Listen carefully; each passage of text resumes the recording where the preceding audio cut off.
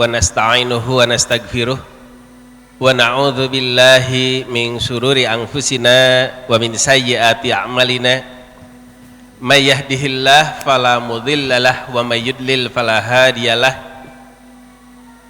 Asyhadu an la ilaha illallah wahdahu la syarikalah wa asyhadu anna Muhammadan abduhu wa rasuluh.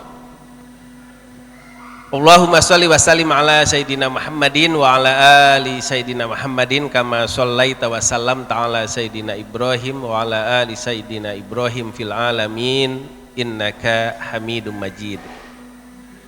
Alhamdulillah, keluarga besar Yayasan Nasirus Sunnah yang berbahagia, yang semoga terus-menerus dalam rahmat, perlindungan dan hidayah dari Allah Maharaja Langit dan Bumi. Semoga berkumpulnya kita sekarang menjadi jalan bertemunya kita nanti berkumpul di akhirat kelak di Jannatun Naim. Di antara hadis yang disebutkan oleh Imam Ibnu Katsir berkenaan dengan kerinduan sesama sahabat yang pernah berkumpul di dunia. Ketika nanti di akhirat di sorga, seorang sahabat kangen dengan sahabatnya yang dulu pernah di dunia bareng-bareng. Kemudian berpikir, karena kan surga itu setiap orang memiliki kerajaan yang luasnya itu bisa 10 kali luas dunia ini. Itu untuk dirinya sendiri, makanya disebut diberikan kerajaan. Terus dia bilang, kawan saya di mana ya dulu? Kalau bahasa kita yang sama-sama pernah duduk di Masjid Nasirus Sunnah ini, yang pernah bareng-bareng di mana dia? Kalau dua sahabat itu berada di sorga, maka karpetnya, tempat duduknya itu akan melayang.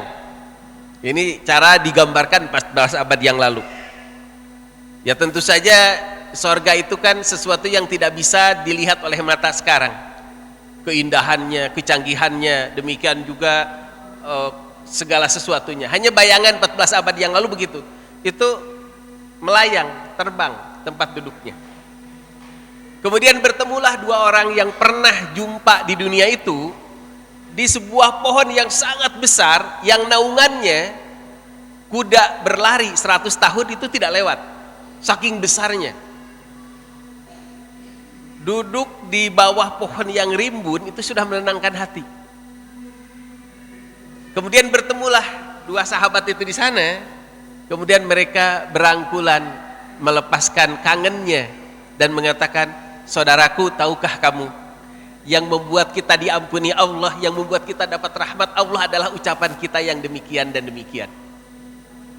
Kemudian mereka bersyukur, alhamdulillahilladzi hadana li hadza wa ma kunna linahtadiya laula an hadanallah. Segala puji bagi Allah yang telah memberi hidayah kepada kami, yang kami tidak bisa mendapatkan hidayah sampai masuk surga kecuali hidayah dari Allah Subhanahu wa taala. Nah, mudah-mudahan kalau itu disebutkan di dalam tafsir Ibnu Katsir rahimahullah, kita bisa berkumpul lagi nanti di jannah. Entah sahabat-sahabat di surga tingkat mana, para ahwat di surga tingkat mana, tapi kita ada kesempatan bertemu di sana. Makanya betul seperti pembawa acara tadi, mari kita bersihkan.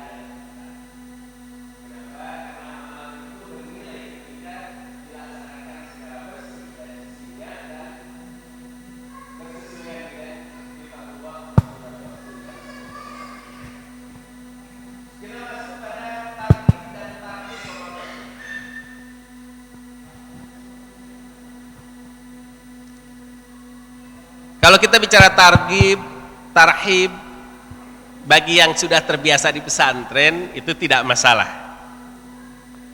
Tapi terkadang bagi teman-teman yang berangkat pendidikannya semuanya dari umum, itu terkadang bingung apa itu tarhib, apa itu targhib, dan apa itu tarhib.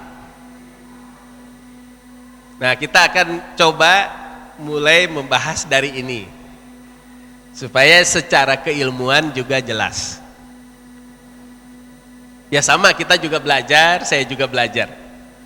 Tentu para asatiz di sini para siswa yang lama di Pondok Pesantren Nasirus Sunnah hal yang biasa ini. Tapi bagi kita-kita mungkin ini perlu dibahas. Biar mudah kita lihat ke kamus saja. Kalau tarhib dengan hak kecil itu maknanya penyambutan. Dari kata rohaba yurahibu tarhiban.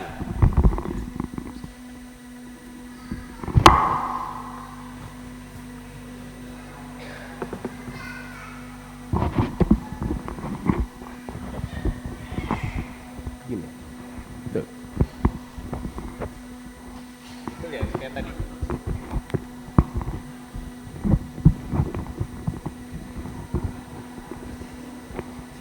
Saya diatur. Dasar.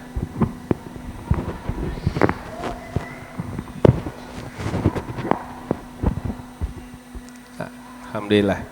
Ini disimpan aja. Baik, alhamdulillah. Jadi tarhib itu dari kata rahaba yurahibu tarhiban, maknanya penyambutan. Kita jarang dengar kata tarhib, tapi biasanya marhaban ya Ramadan. Marhaban, selamat datang. Nah, kita di sini melaksanakan salah satu budaya berbahagia karena Ramadan akan datang. Maka kita menyambut marhaban ya Ramadan. Itu tarhib. 1445 Hijriah atau di tahun 2024, alhamdulillah umur kita sampai, dan mudah-mudahan hingga tamat Ramadan kita masih bisa menikmatinya. Mudah-mudahan tahun depan pun kita masih bisa bertemu lagi. Amin ya rabbal alamin. Yang kedua, targhib. Ini pakai ghin. Kalau targhib itu raghaba yuraghibu, maknanya menyemangati. Jadi membuat kita jadi semangat. Maka ada istilah targhib wa tarhib. Wa tarhib, memberi semangat dan memberi rasa takut. Mohon maaf saya tampilkan gambar biar mudah saja difahami. Tapi supaya tidak jadi tuntutan, lehernya dihilangkan. Jadi tidak hidup. Walaupun kata para ulama di kamus, di pelajaran, gambar itu masih bisa ditolerir. Nah, saya mohon maaf saya tampilkan gambar kira-kira seperti ini proses targhib. Kalau awalnya itu loyo, nggak semangat, begitu sudah mendapatkan penjelasan jadi semangat. Bahasa Inggrisnya encouragement. Jadi semangat. Nah, mudah-mudahan setelah mendapatkan penjelasan ini, saya, para ikhwan, para akhwat jadi semangat. Semangat memasuki Ramadan. Nah, ada lagi tarhib. Kalau tarhib dengan hak besar berasal dari rohaba yurahibu tarhiban, maknanya takut, khawatir. Kalau di kamus bahasa Arab, bahasa Inggris, frightening, ada rasa khawatir. Memang agak sedikit terintimidasi, tapi jadi hati-hati. Gambarannya seperti orang yang berada di batu bergoyang, kanan kirinya ada ikan hiu, pasti dia ada rasa takut. Kalau dia senyum-senyum, wah itu gila. Ya, ada rasa takut. Ramadan pun ada rasa khawatir, rasa takut. Misalnya barang siapa yang melaksanakan ibadah puasa, ibadah siam, tapi dia tidak menahan diri dari berkata dusta, dia tidak menahan diri dari berkata-kata yang bodoh, tidak sesuai dengan ilmu, Allah tidak perlu tuh dengan lapar dan dahaganya dia. Nah, itu menakut-nakuti. Atau ada juga riwayat yang mengatakan banyak orang yang siam, dia tidak mendapatkan apa-apa dari puasanya, dari siamnya, kecuali lapar dan dahaga saja. Nah, itu termasuk membuat jadi waspada atau tarhib dengan hak besar. Nah, alhamdulillah sekarang kita sudah paham. Kalau tarhib, apa tarhib? Penyambutan. Kalau targib, ya jadi semangat, motivasi. Kalau tarhib, nah, bikin takut. Nah, udah paham sudah. Apa kita akhiri dengan tasbih kifaratul majlis? Kan sudah paham. Ya. Intinya alhamdulillah kita sudah berada pada masa kita menyambut bulan yang mulia itu. Baik, kita awali dengan surah Al-Baqarah ayat 185. Jadi yang menarik dari pembahasan Imam Ibnu Katsir rahimahullah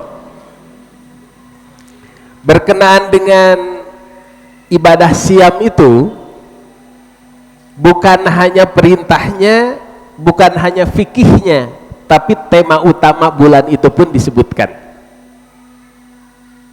Perintahnya sudah hafal, kutiba alaikumus siyam, saya tidak bahas, tapi tema sentral Ramadan itu apa?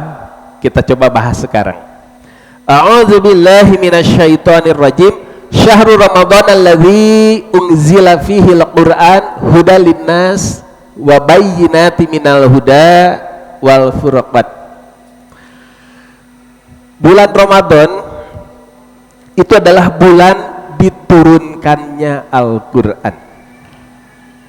Di mana kita sudah paham Al-Qur'an itu hudal linnas wa bayyinatin minal huda wal furqan.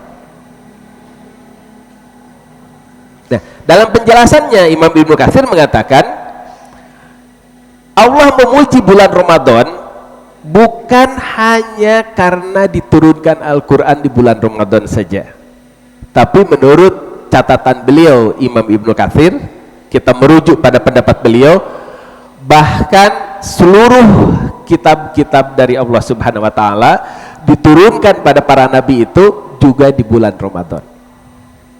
Maka bisa dikatakan bahwa bulan nuzulul kutubil ilahiyah itu memang di bulan Ramadan. Jadi yang gembira itu sebetulnya bukan cuma kita, tapi juga umat terdahulu. Dan cara umat terdahulu bergembira itu dengan cara berpuasa. Nanti kita akan lihat, kalau orang-orang terdahulu itu gembira, mereka puasa.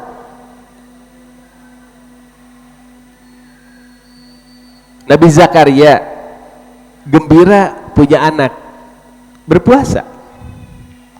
Kemudian Bani Israel gembira diselamatkan dari serangan tentara Fir'aun dan tentara Fir'aun tenggelam, dirayakan dengan berpuasa.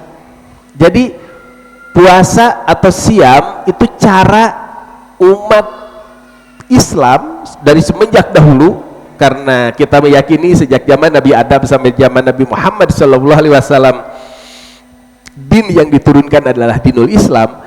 Tradisi bergembira itu dengan ibadah saum. Jadi yang harus ada dalam diri kita selama berpuasa itu, alhamdulillah di bulan ini Al-Quran diturunkan.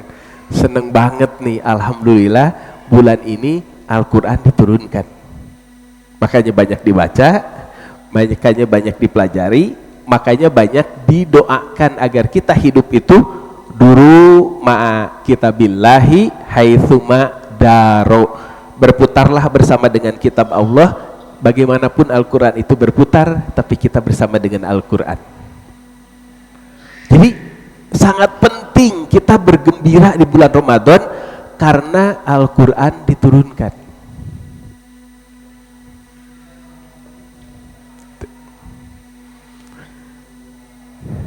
Sebagaimana disebutkan dalam surah Yunus dimulai dari ayat 57. A'udzubillahi minasyaitonir rajim. Ya ayyuhan nasu qad ja'atkum mau'izatum mir rabbikum wa shifaa'ul lima fis sudur wa hudaw wa rahmatul lil mu'minin. wahai manusia. Ini yang disuruh manusia. Kalau manusia saja harus memberi perhatian, apalagi kita orang yang beriman.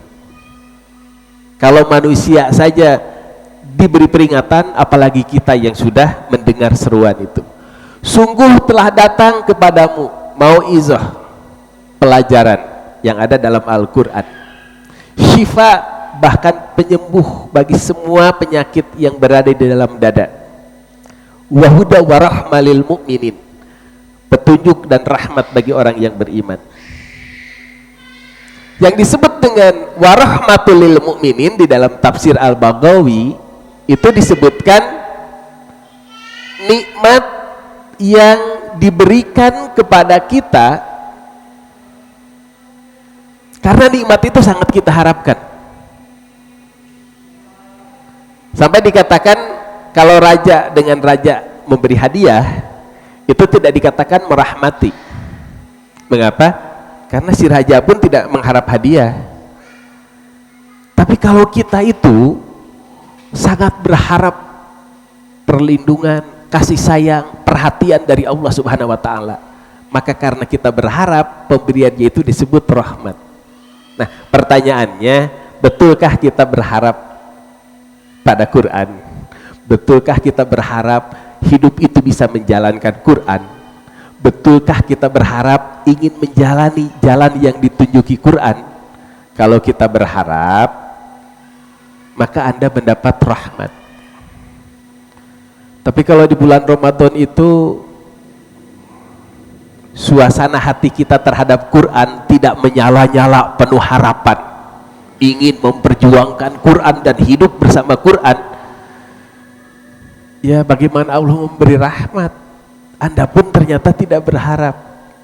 Makanya ulaika yarjuna rahmatallah, kalimatnya yarju, dari kitanya harus ada harapan, bukan hadiah, tapi sesuatu yang muncul karena diharapkan. Nanti ininya silahkan di copy, saya berikan pada Pak Ustadz Heru nanti. Nah, kemudian di ayat ke-58 ini ada kalimat qul. Saya dulu pernah diajari sama guru saya. Benar atau tidak, ini para ustadz di sini bisa menimbang-nimbang. Tapi kalau ustadz saya itu dulu menyampaikan begini, qul itu makna secara bahasa, katakanlah kepada satu orang. Allah memerintahkan pada Rasulullah, katakanlah. Kemudian Rasulullah mengatakan kepada umat, mendakwahkan, menjelaskan. Tapi kata beliau, kalau kita membaca kalimat qul, betul itu maknanya katakanlah.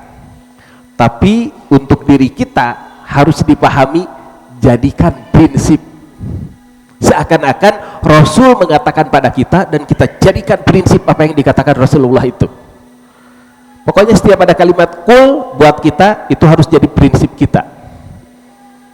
Karena yakin pada waktu Nabi hidup, beliau menyampaikan kepada umat masa awal, salaful ummah di masa Rasulullah itu menjadikan apa yang dikatakan Rasulullah itu prinsip. Maka qul itu jadikan prinsip, walaupun tetap artinya katakanlah. Bifadlillahi wa birahmatihi fabidzalika falyafrahu. Dengan kurnia Allah dan rahmatnya, yakni dengan Quran itu, kita harus happy, kita harus bergembira. Kenapa? Huwa khairum mimma yajma'un. Karena itu yang disebutkan di ayat 57, qad ja'atkum mau'izah, dan selanjutnya lebih baik dari apa yang dikumpulkan manusia. Jadi wajib happy di bulan Ramadan. Mengapa? Karena ini bulan Al-Quran diturunkan.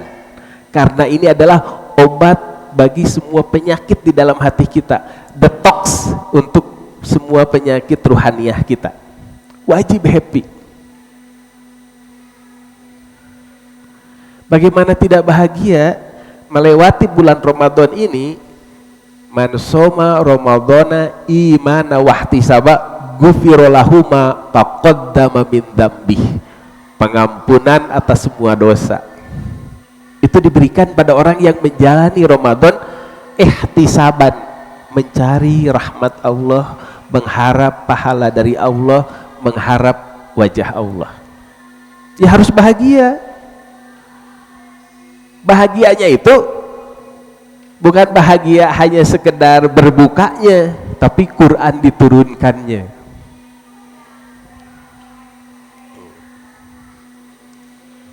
Di dalam tafsir Ibnu Katsir ketika menjelaskan surah Yunus ayat 58, qul bifadlillahi wa birahmatihi fabidzalika falyafrahu, ay bihadzal ladzi ja'ahum minallahi minal huda wa dinil haqqi falyafrahu fa innahu aulama yafrahuna bih. Dengan Quran yang diturunkan, dengan dinul haq yang dibawa oleh Rasulullah sallallahu alaihi wasallam, maka hendaklah mereka bergembira. Dengan apa gembiranya? Karena Quran dan karena dinul Islam. Fa innahu aulama yafrahuna bihi, karena itu yang lebih patut mereka gembira. Nah, ayo, ini bulan Sya'ban. Siapkan hati untuk iya ya, ini yang bikin kita happy. Iya ya, Quran diturunkan di bulan Ramadan. Alhamdulillah, saya masih hidup di bulan ketika dulu Quran diturunkan. Alhamdulillah.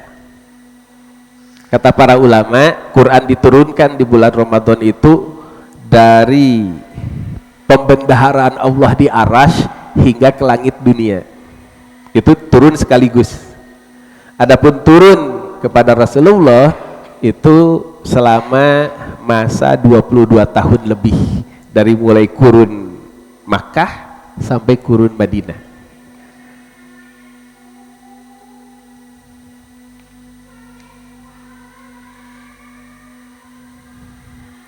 Yang disebut dengan wa huwa khairum mimma yajma'un, lebih baik Quran itu, dinul Islam itu lebih baik dari yang mereka kumpulkan, ay min khutamid dunya wa ma fiha minaz zahratil faniyah. Dia itu lebih baik daripada harta benda duniawi dan wa ma fiha, dan semua yang ada di dalamnya, yang itu hanya sekedar zahratil faniyah, hanya sekedar bunga-bunga perhiasan yang akan pergi, yang fana, yang lenyap, yang la mahalah, yang tidak akan berbekas sama sekali kalau dunia ini tidak kita gunakan untuk melaksanakan Quran. Usia kita ini menjadi terbuang sia-sia kalau di dalam usia kita itu tidak kita tekankan untuk mengamalkan Al-Quran. Habis, innal insana lafi husrin illal ladzina amanu wa amilus shalihat. Habis, tidak ada bekasnya. Nah, oleh karena itu, ini setting hati. Setting hati memasuki bulan Ramadan itu adalah hati berbunga, hati berbahagia karena Al-Quran diturunkan di bulan ini. Maka kita syukuri dengan saum. Kita syukuri dengan saum. Jadi saum itu tanda syukur Quran turun. Karena orang-orang soleh di zaman dulu, para nabi, kalau senang, kalau gembira, mereka puasa. Beda sama umat belakangan. Kalau senang itu malah makan-makan. Ya tidak salah juga, namanya umat akhir zaman, bukan juga wali, ya nggak apa-apa juga, asal halal, ya asal halal, nggak apa-apa juga. Tapi alangkah baiknya ada puasanya dulu, bersyukur itu, karena makanan terlezat adalah makanan yang dimakan ketika berbuka puasa. Makanya banyak ulama mengatakan lauk pauk terenak itu adalah lapar. Kenapa? Karena kalau sudah lapar apapun enak. Kalau sudah lapar apapun enak. Kalau kenyang makanan mewah pun ya terasa biasa-biasa saja.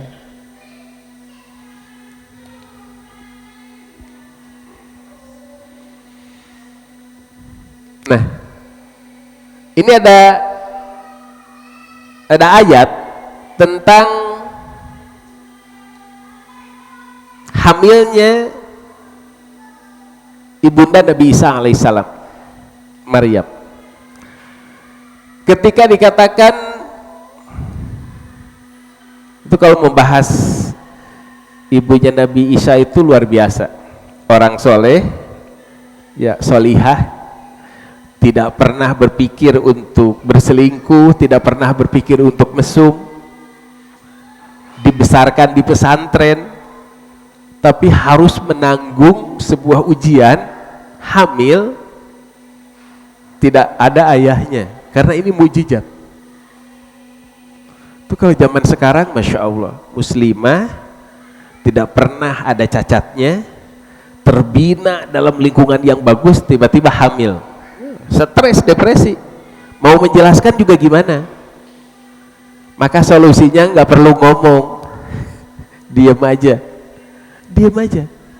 karena semakin ngomong, yang cinta tidak ngomong pun percaya, yang benci sama kita ngomong apapun tentang diri kita malah akan digoreng jadi negatif.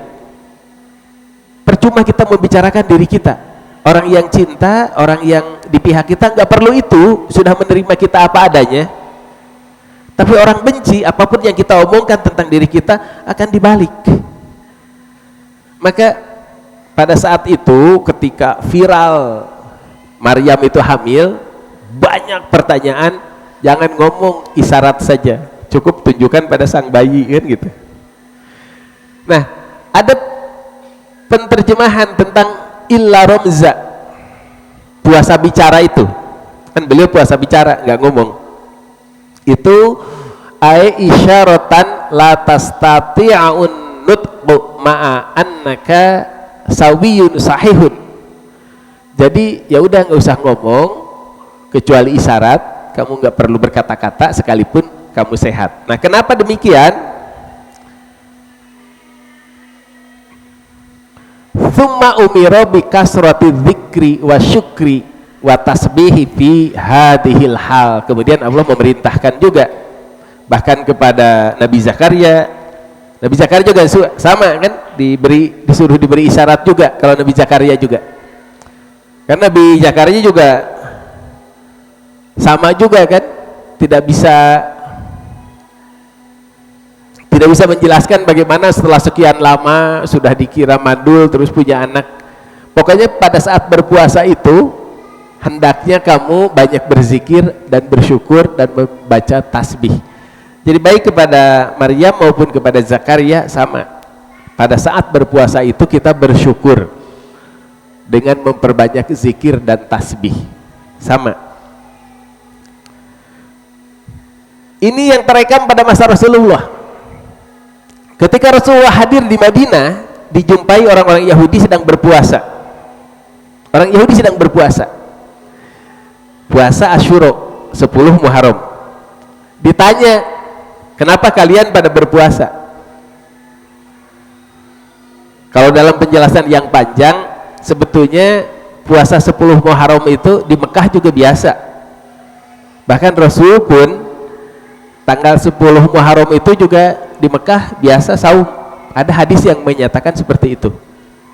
Sebelum kenabian biasa puasa.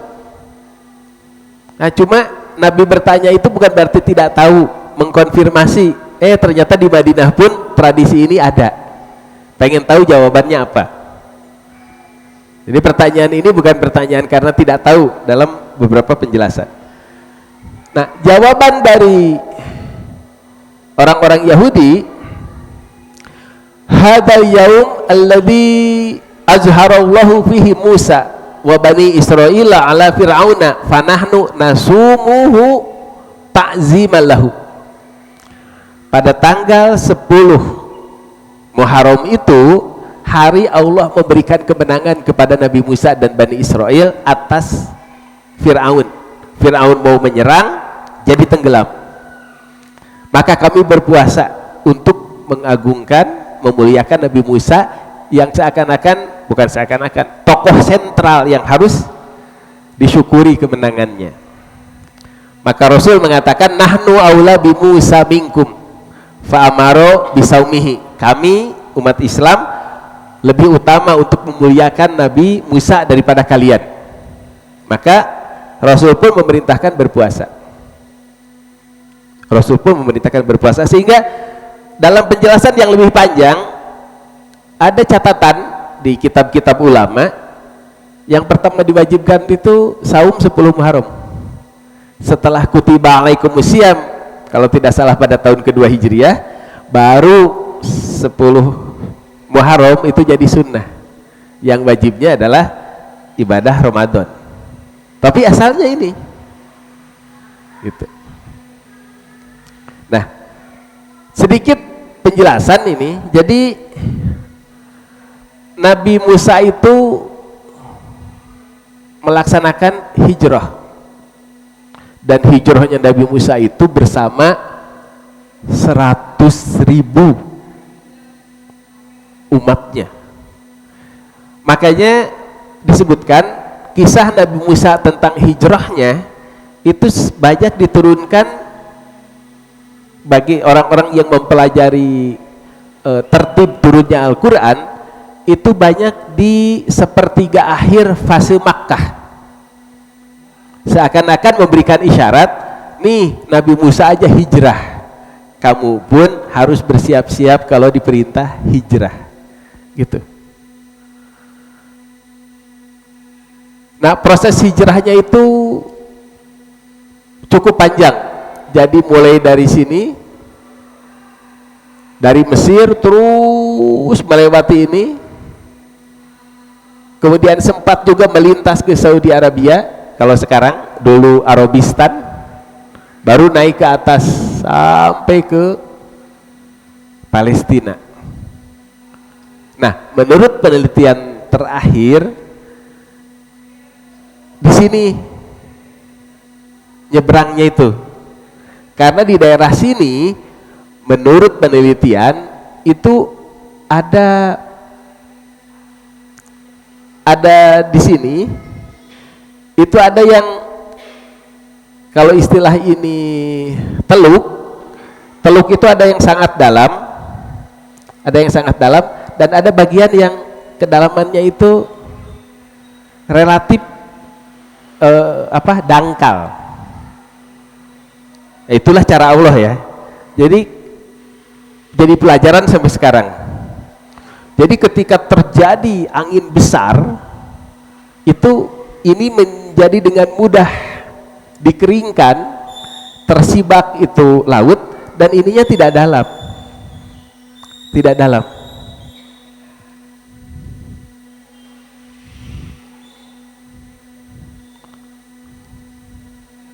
Itu hasil penelitian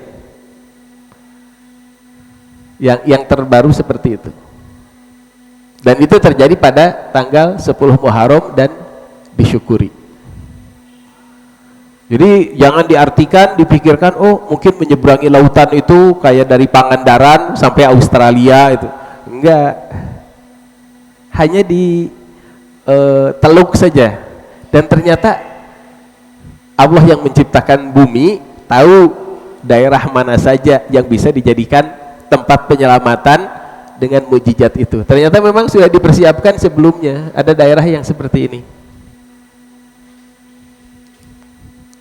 Nah, itulah yang disebutkan di dalam Quran, akan dibukakan semua fenomena di langit, di bumi, bahkan pada dirimu, sehingga nyata Quran itu benar. Kalau dulu-dulu kan kadang-kadang agak sulit juga saya sebagai guru menjelaskan kepada anak-anak ketika anak-anak bertanya, Pak Guru, itu bagaimana, sedalam apa laut yang disibak? Karena pikirannya kalau laut itu kan dalam. Kemudian berpikir, ini namanya bekas air, banyak rawa-rawanya gitu kan. Tapi kalau dijelaskan dengan begini, begitu disapu oleh angin dengan perintah Allah, ya langsung kering. Seperti itu.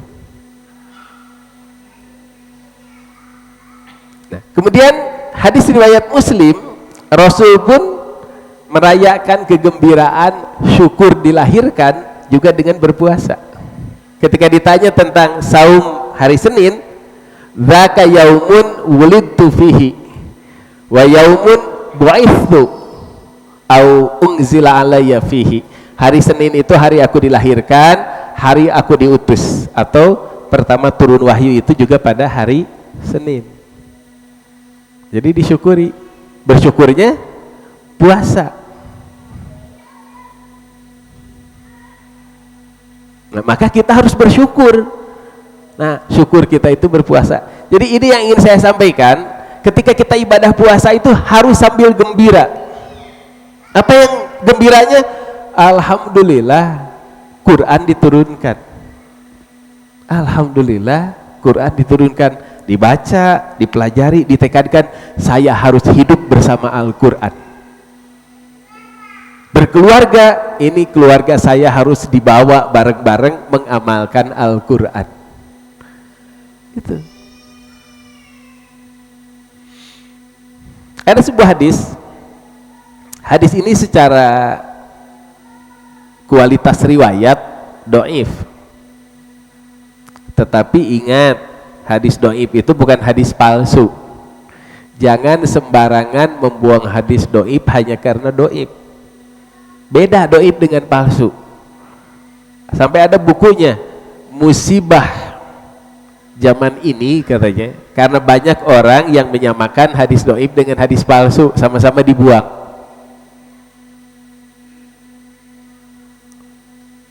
Padahal ulama sekelas Imam Ibnu Hajar Al-Asqalani misalnya, itu tetap menggunakan hadis dhaif itu sebagai tambahan penjelasan.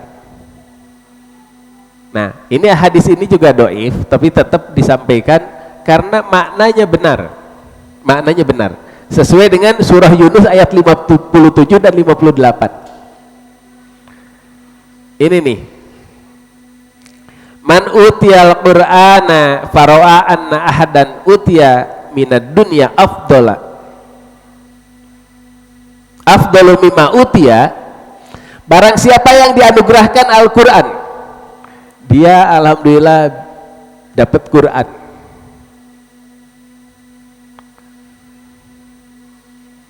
Hafiz Quran. Kalau hafiz itu harus percaya diri, Bu. Ibu-ibu juga hafizah. Harus percaya diri. Ikhwan kita ini semua hafiz juga. Cuma ada yang hafiznya 30 juz, ada yang hafiznya juz 30. Ada yang hafiznya hafiz kulhu, hafiz juga. Itu kan sama utia juga diberi Quran. Ada yang diberi 30 juz, ada yang diberi 1 juz, 2 juz, ada yang ya juz amma, ada yang juz amma pun spesialis surat-surat pendek saja. Mulai saja. Tapi kalau pahala kan bisa menyamai satu Quran ya. Ini ada hadisnya kan? Apakah kalian mampu membaca sepertiga Al-Quran dalam satu malam? Mereka keberatan, wah berat baca sepertiga Quran dalam satu malam. Lalu Nabi SAW mengatakan, Allahul Wahidus Samad adalah sepertiga Al-Quran.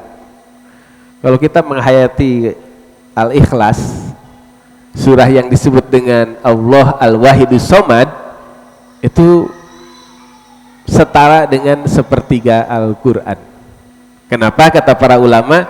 Karena Al-Quran itu kan sepertiganya tentang tauhid, sepertiganya tentang perintah dan larangan yang urusannya dengan fiqih, sepertiganya lagi sejarah. Quran itu dibagi 3, tauhid, hukum-hukum, dan sejarah. Jadi belajar memahami Suratul Ikhlas itu sudah sepertiga Al-Quran. Nah, insya Allah kan semua hafiz ya kalau soal kulhu kan. Hafiz kulhu, hafizah kulhu lah. Jangan menganggap enteng diri Anda. Memahami tauhid lewat surah Al-Ikhlas saja, jangan menganggap orang yang diberi harta lebih baik dari kita. apalagi yang 30 juz, apalagi yang 12 juz, 15 juz. Tahu surat Al-Ikhlas saja itu harus disyukuri sebagai kurnia yang sangat besar. Karena kalau kita sudah paham Quran, walaupun kulhu nih, ada orang yang bukan muslim naik Al-Fat misalnya, terus kita berpikir untung dia daripada saya, sukses orang itu daripada saya, padahal di dalam hati kita sudah ada Quran. Itu disebutkan faqad saggara azima wa azzama saghira, maka orang itu telah meremehkan hal yang agung, Quran, dan mengagungkan hal yang remeh, yakni dunia. Nah, di sini ada penjelasan, Ustadz Heru bisa menjelaskan lebih banyak secara rantai riwayat. Apa yang disebutkan tadi itu kualitas sanadnya lemah, tapi maknanya benar.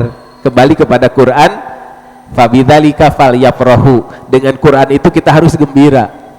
Jangan gembiranya dengan mobil saja tanpa iman, gedung mewah saja tanpa iman. Ya kalau Anda diberi Quran, diberi gedung mewah, alhamdulillah. Tapi lebih gembiranya itu dengan Qurannya, bukan dengan gedung mewahnya.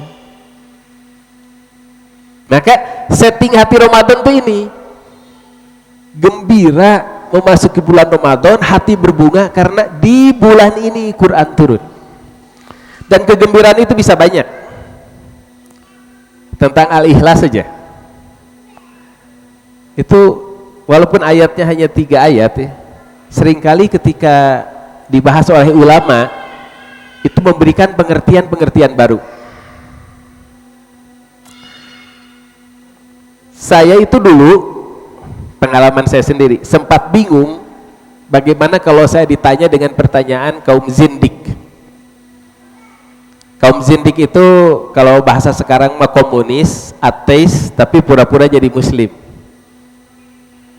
Dulu kaum zindik punya pertanyaan begini, saya harus istighfar dulu.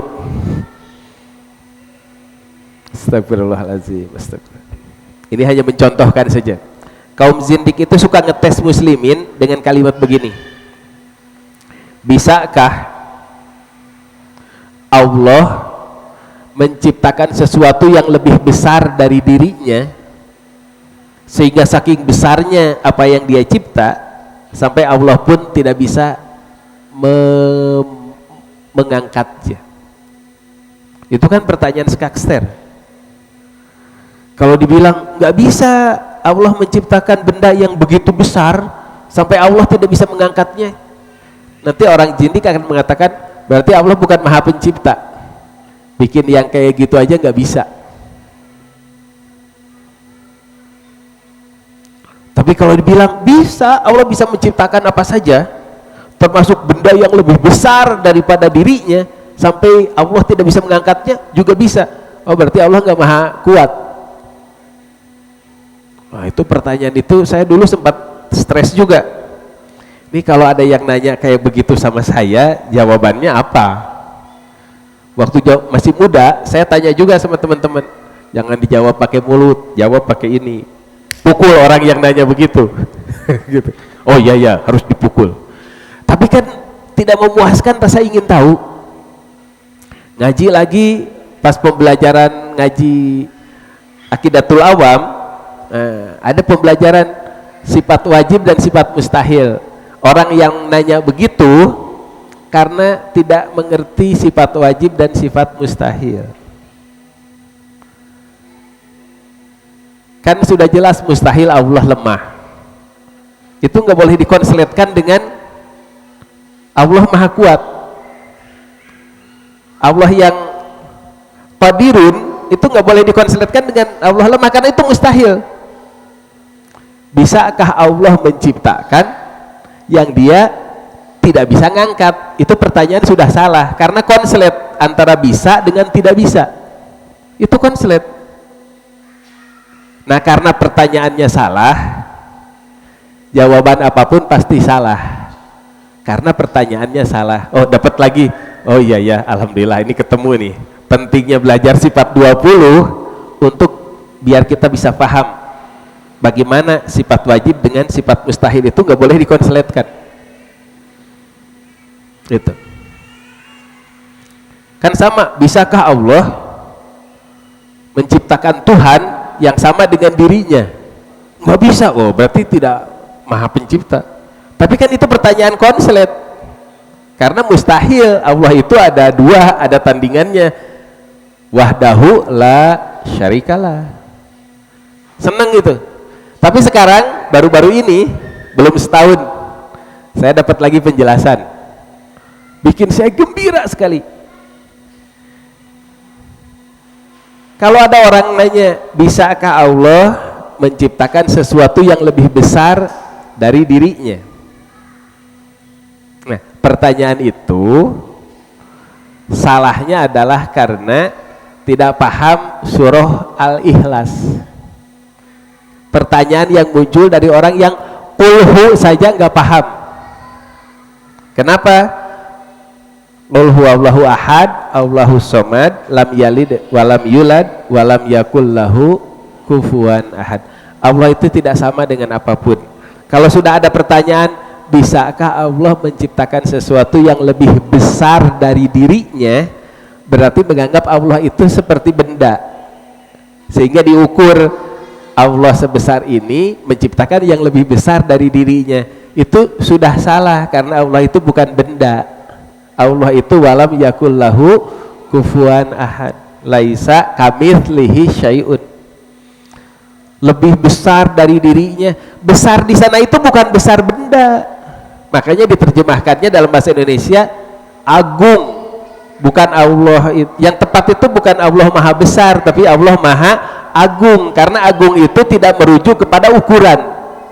Kalau besar itu masih sebesar apa ya? Begitu kan? Kalau agung nggak akan ditanyakan si agung apa, karena agung itu bukan ukuran benda. Itu. Nah, alhamdulillah itu ilmu buat saya. Jadi sebetulnya untuk bahagia itu tidak harus dengan hal-hal yang besar, yang duniawi. Makin mengerti Quran itu bagi kita jadi kebahagiaan. Saya senangnya itu sampai mungkin ada 3 hari. Iya ya, salah itu yang nanya, karena yang nanya itu menggunakan ukuran lebih besar dari dirinya, lebih besar, lebih berat dari dirinya. Itu kan sudah menganggap Allah ada ukurannya. Nah itu saya senang, 3 hari ya, saya senang dapat penjelasan begitu. Alhamdulillah. Nah, mungkin nanti kalau kita baca lagi, ada lagi penemuan, senang lagi. Nah, dan kembali ke tarhib. Tarhib itu atau tabsyir itu memang sunnah Rasulullah sallallahu alaihi wasallam. An Abi Hurairah radhiyallahu anhu qala kana Nabi sallallahu alaihi wasallam yubashiru ashabah. Rasulullah itu biasa menggembirakan. Berarti kalau di sini tabsyir ya. Tabsyir, tapi jarang kita pakai. Tabsyir. Rasul itu biasa menggembirakan para sahabatnya kalau masuk bulan Ramadan, qad ja'akum Ramadan syahrun mubarakun. Iftaradallahu alaikum siyamah. Rasul itu menggembirakan sahabatnya dengan mengatakan, Ramadan ini bulan di mana sangat diberkahi dan diwajibkan kalian untuk saum di dalamnya. Dikatakan di bulan Ramadan itu dibuka segala pintu sorga, dikunci segala pintu neraka. Di bulan Ramadan itu setan-setan dibelenggu. Di bulan Ramadan itu ada 1 malam yang lebih baik dari 1000 bulan.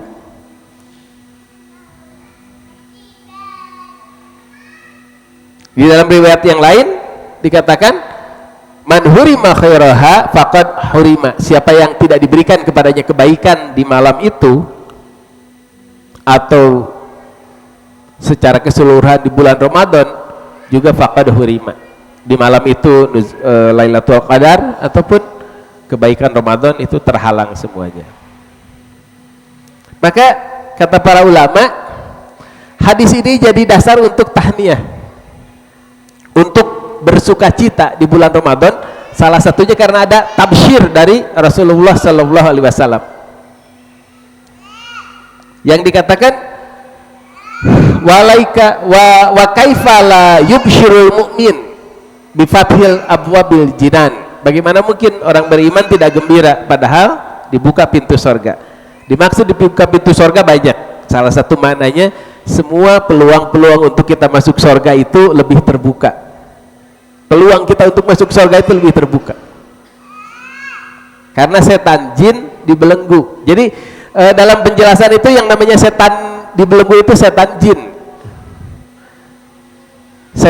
yang jahat, yang kafir. Kalau jin yang muslim juga sama berpuasa seperti kita, tapi itu setan jin. Nah kalau setan manusianya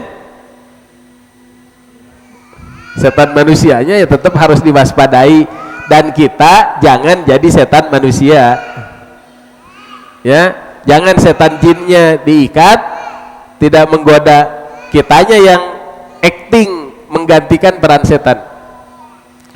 Ini ada cara muhasabah, buat saya ini menarik.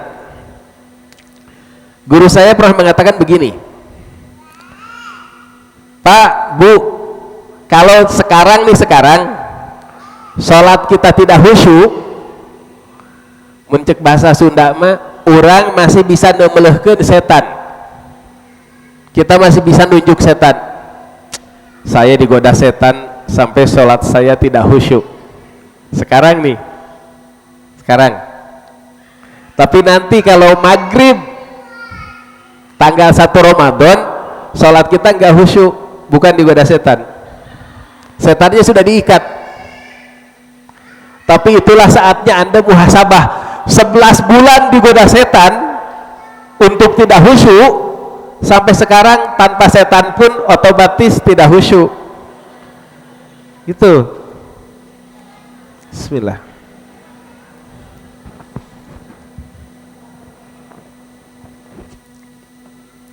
Jadi kalau mau muhasabah seberapa rusak hati kita dicabik-cabik setan, lihatlah pada sholat maghrib pertama di bulan Ramadan. Talamun sholat maghrib mimiti Ramadan teu khusyuk, ta eta teh hate urang nu sabenerna. Ya, 11 bulan digoda setan, teu digoda ge otomatis teu khusyuk. Ceung cerikaneun, ya Allah hati saya begini. Allahu Akbar, itu lebaran teh kumaha barudak teh. Allahu Akbar teh geus kepikiran lain bergembira di bulan Ramadan, ya Ramadan teh kumaha itu. Sapatuna can aya. Ta eta teh hate urang rusak. Gara-gara 11 bulan setan menggoda.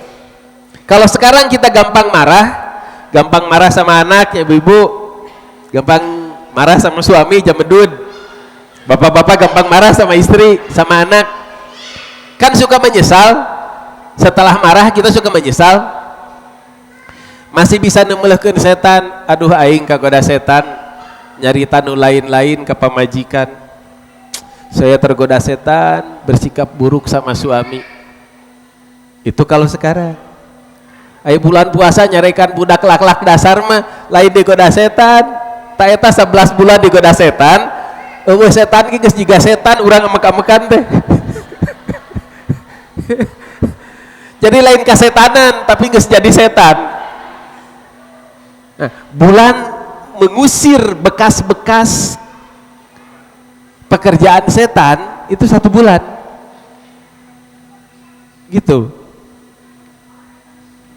Jadi bulan Ramadan itu harus menjadi bulan gembira karena setannya dibelenggu. Nah kalau setannya dibelenggu, mestinya lebih bisa kita memperbaiki diri. Lebih bisa. Ini sholat nggak khusyuk nih, terus diperbaiki. Kalau sekarang kan ya gak jauh-jauh saya aja, padahal mah saya itu ngerti semua bacaan sholat, Ngerti saya itu, tapi sok sit itu. Aya leungit teh aya teh. Ada hilangnya. Sampai ya Allah itu mah setan bukan dari saya. Dibalikin lagi kalau salat sendiri mah. Iya, kadang-kadang begitu kan. Balikin lagi. Yang tadi mah itu setan bukan saya. Tapi kalau pas Ramadan mah kan nggak bisa begitu. Ya Allah itu mah godaan setan. Enggak, sudah diikat. Itu mah maneh we. Maneh we tuh. Jadi bulan muhasabah nanti gitu. Ramadan itu bulan muhasabah dalam arti seberapa rusak kita digoda setan ketahuan di bulan Ramadan.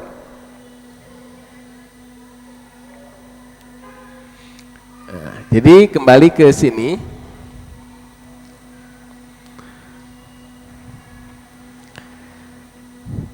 Baik, balik lagi ke sini dalam hadis riwayat Imam Al-Baihaqi dan ini dinilai sahih nih. Dinilai sahih oleh Syekh Nasruddin Al-Albani. Kan tadi ada disebutkan terbuka pintu sorga. Bulan Ramadan itu kan terbuka pintu sorga. Ini SKB, syarat dan ketentuan berlaku. Walaupun terbuka pintu sorga, tetap harus ada penuntun. Seperti begini nih pengumuman. Hari ini pintu Raja Saudi dibuka. Urang di dia ya. Mana ya teh? Ranu Kurung. Urang ti Ranu Kurung. Aya pengumuman hari ini pintu Raja Saudi terbuka. Kan tuh bisa ujug-ujug kan itu. Harus punya visa. Visa juga belum bisa kalau nggak punya paspor.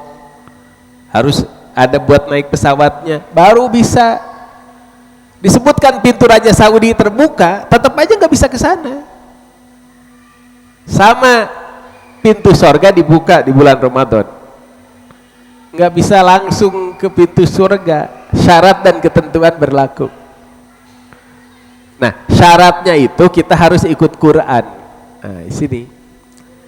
Al-Quran syafi'un musyaffa'un wa mahilun musaddaqun. Quran itu pemberi syafaat yang syafaatnya diterima. Dia pembawa penanggung jawab yang privilege-nya diterima. Nah, ini yang terjemahkan faman ja'alahu amamahu kalau di hadis yang lain. Kalau di sini faman ja'alahu imama qadahu ilal jannah. Barang siapa yang menjadikan Al-Quran itu sebagai imam di depannya yang dia ikut, maka Al-Quran akan membawa ke surga. Jadi ini syaratnya. Bukan cuma gembira dengan Quran diturunkan, mau nggak ikut Quran? Itu pertanyaan introspektifnya. Pertanyaan muhasabahnya, mau nggak ikut Quran?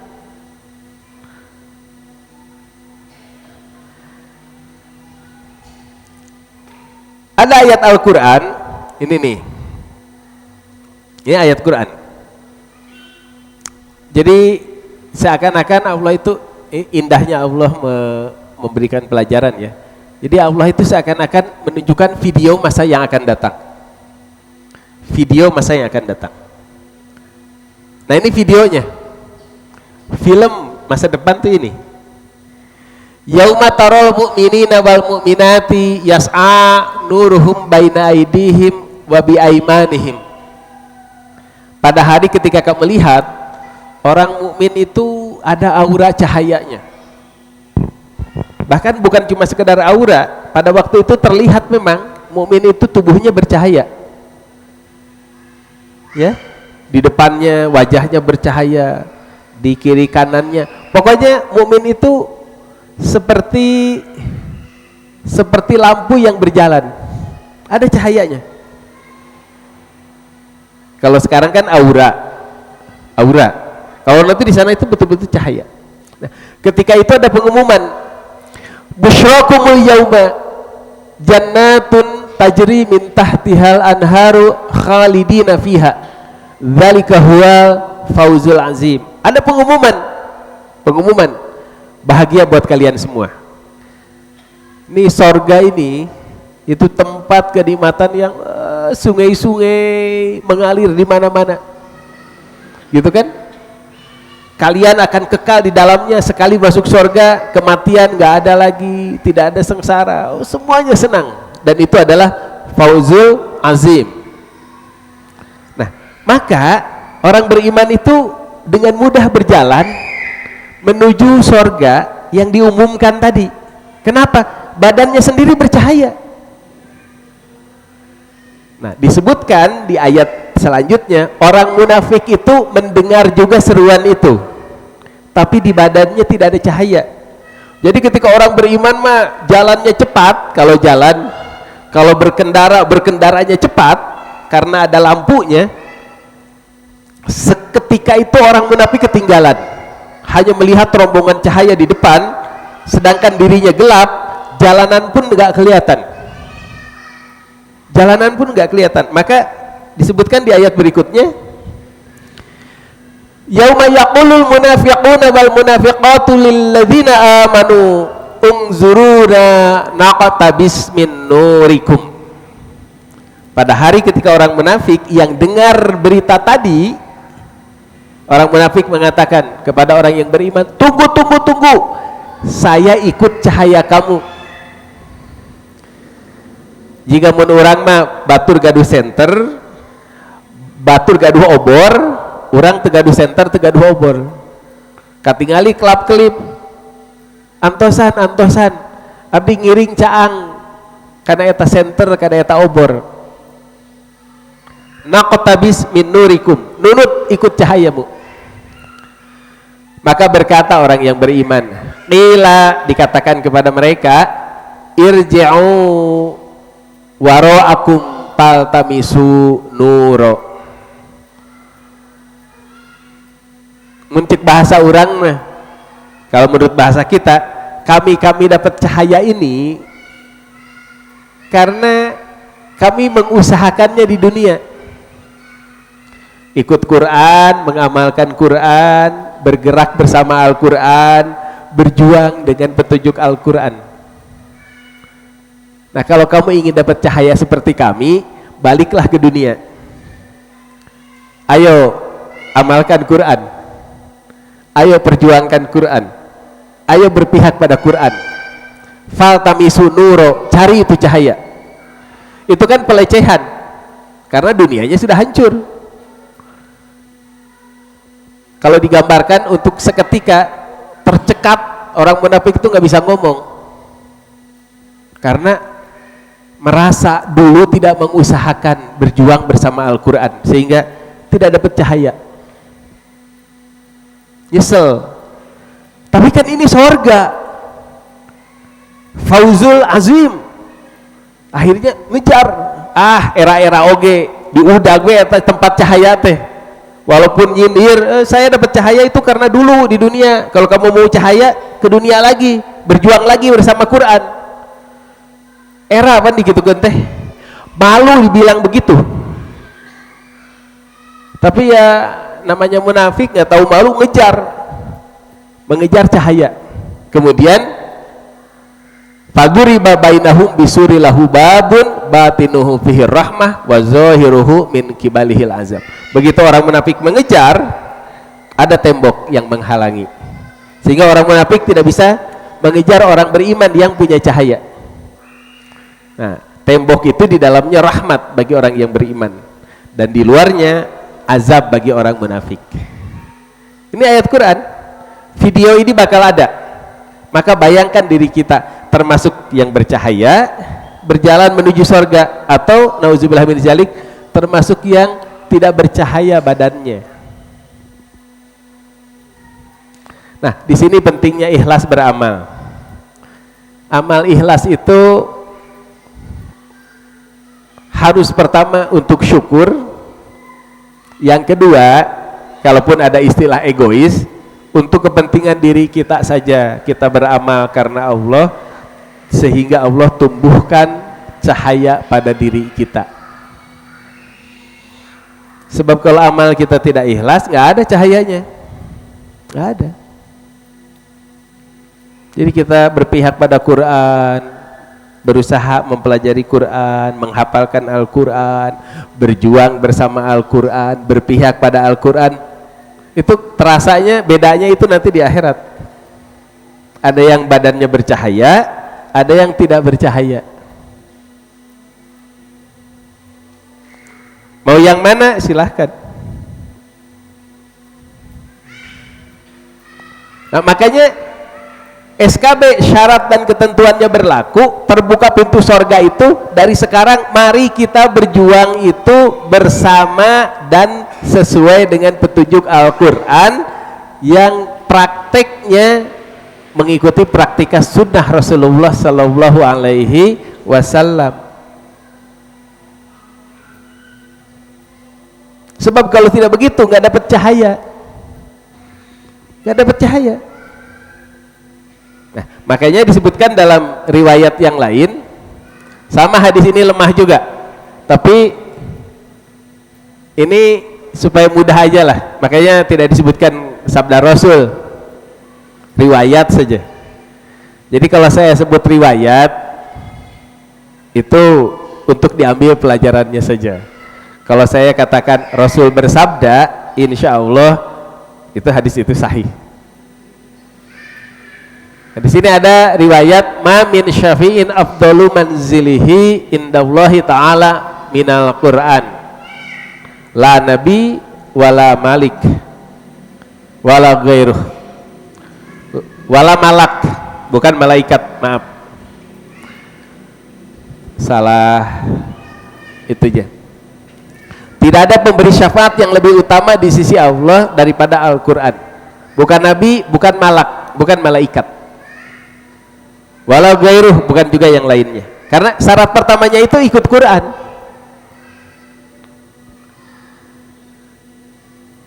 Ini walaupun hadis ini dhaif, tapi isinya benar. Karena Nabi pun tidak akan memberi syafaat kepada orang yang meninggalkan Quran. Kan ada keluhan Rasulullah, sesungguhnya kaumku telah menjadikan Quran itu yang ditinggalkan. Inna qaumi takhadhu hadzal qur'ana mahjur. Jadi bukan hijrah kepada Quran, tapi hijrahnya dari Quran. Dari Quran keluar. Nah, itu. Jadi hijrahnya itu meninggalkan Quran.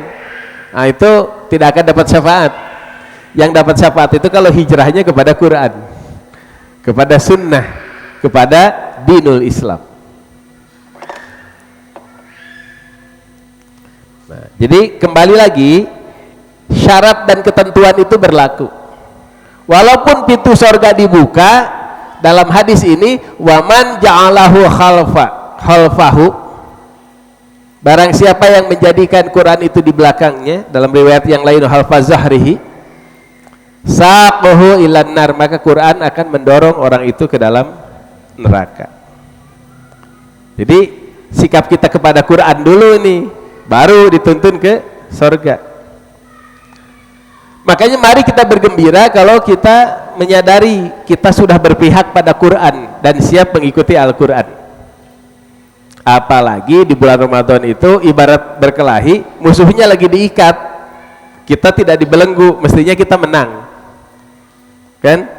Jadi lamun orang masih kene salat husu, amek-amekan kene di bulan Ramadan, jika anu berkelahi musuhnya dibelenggu, kita bebas, orang eleh kene pan, aduh geus ngerakeun pisan, musuhnya sudah dibelenggu, orang joprak.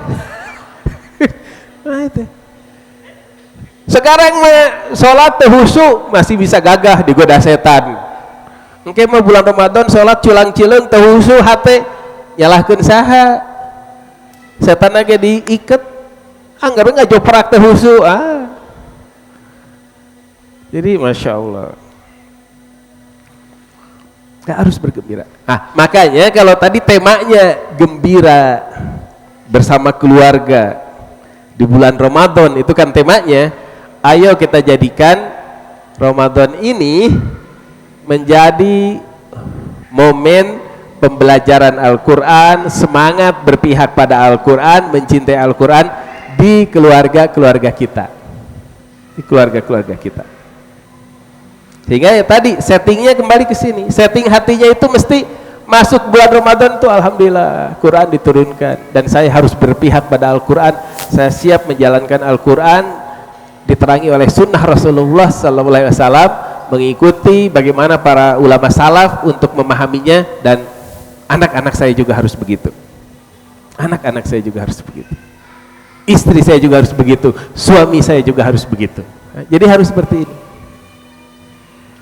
Nah, barangkali ini sesi pertama yang ingin saya sampaikan, bahwa ayo kita bergembira itu gembira dalam makna yang sebenarnya, dalam makna memperbaharui komitmen kita kepada Al-Quran. Demikian, mungkin kalau ada pertanyaan, ada yang bisa kita diskusikan, insya Allah kita diskusikan. Saya bisa jawab, saya jawab. Saya tidak bisa jawab, saya akan bilang tidak tahu. Berarti saya pun harus belajar lagi. Ya, karena kadang-kadang